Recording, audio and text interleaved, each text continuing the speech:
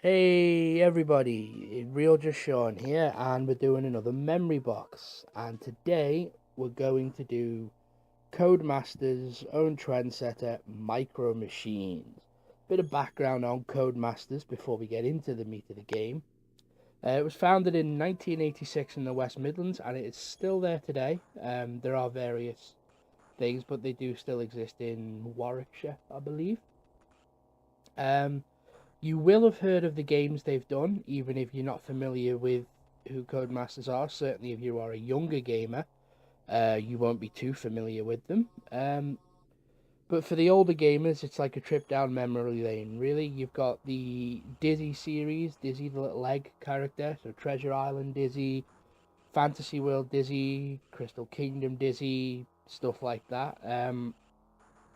They actually gave us the Game Genie. Those that remember that, it was originally called Power Pack, and then became Game Genie. They got into a bit of hot water with Nintendo about that, but the case was settled. They Nintendo lost that case. Um, Also, if you've ever played any racing games, they did the Colin McRae series, which became the Dirt series, the Tonka Touring Car series. They've they have Operation Flashpoint is one of them. All of those games. The Music series. Have you ever played Music or Music 2000? That went on to become MTV Music Generator. Lord of the Rings Online is another one of those. Overlord, cracking game. There's a new one of those on modern consoles, I believe.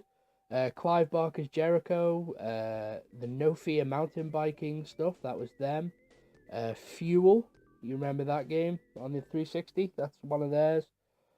Jonah Lomu Rugby, I used to love playing that. That was one of theirs. The Formula One series that comes out every year, that's also theirs.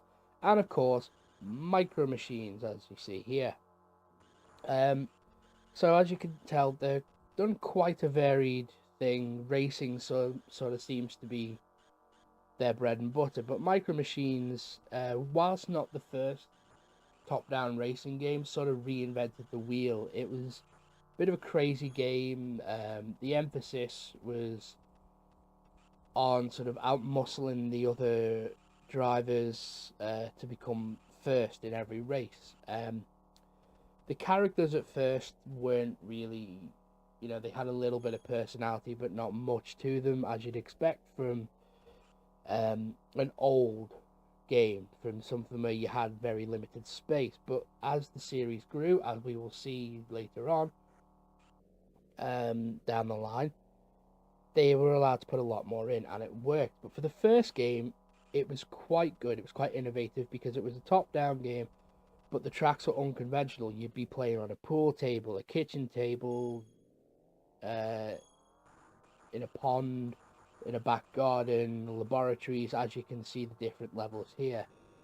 You'd have to dodge pool balls or playing cards or little sort of breakfast cereal. It's quite fun. Um, and basically, there wasn't so much a story in it as it was called challenge mode, where you had to work your way through all of the other races until there was none left, and you would win. It was quite varied. You'd have sports cars, Formula One cars. You'd have helicopters, I believe, is another one.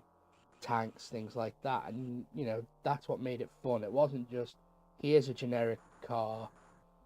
It's a Rover 90, go. It was different cars every time, and it was fun. There was a sort of versus mode as well, where you'd be the first person to collect 8 points, and to get a point, you would race off the screen ahead of your opponent, and that added a bit of urgency to it because it would be quite annoying if you only needed 1 point left to win, but somehow your opponent finished the race first, they would win. And it was kind of, it added an element of annoyance to it, but fun annoyance.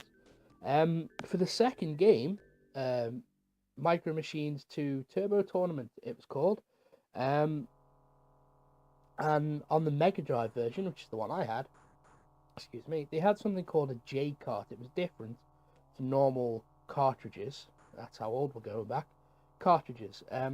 and it had 2 extra control slots in the cartridge. So that meant you could have 4 controllers, so you could have up to 8 people playing the game. And that, again, for its time, was quite innovative. It meant you didn't need a multi-pad adapter, which is quite fun.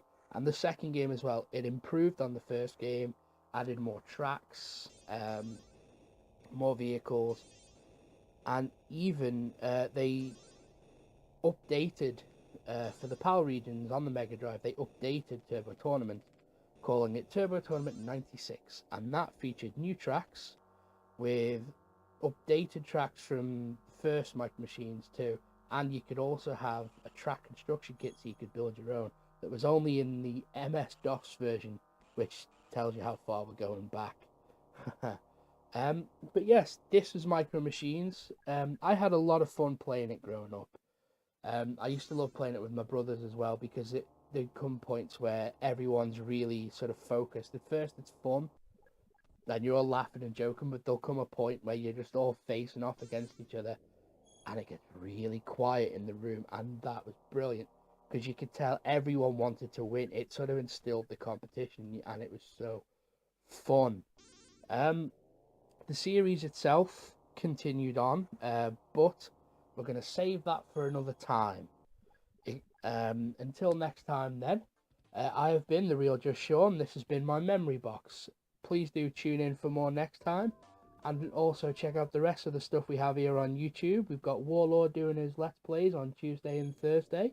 Every 2 weeks as well, he's got a Minecraft video up where he shows basically a tutorial on how to play the game and some of its mod kits you can use.